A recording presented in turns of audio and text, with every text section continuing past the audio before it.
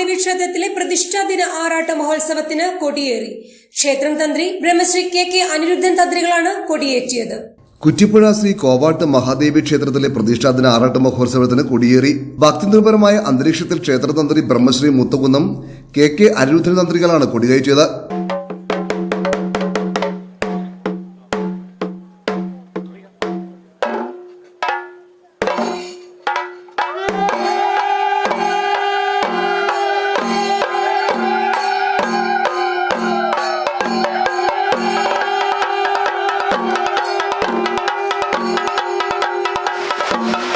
ജനുവരി 14 മുതൽ 20 വരെയാണ് മഹോത്സവം. ധ്വജാരോഹണ ചടങ്ങിന് മുന്നോടിയായി പുതുതായി പണികഴിപ്പിച്ച ദീപസ്തംഭത്തിൽ ദീപം സമർപ്പിക്കൽ നടന്നു.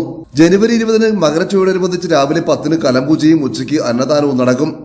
ധ്വജാരോഹണ ചടങ്ങിനോടനുബന്ധിച്ച് ക്ഷേത്രം തന്ത്രി ബ്രഹ്മശ്രീ മൂത്തകുന്നം കെ അനിരുദ്ധൻ തന്ത്രികൾക്ക് ഉപഹാര സമർപ്പണവും നടന്നു.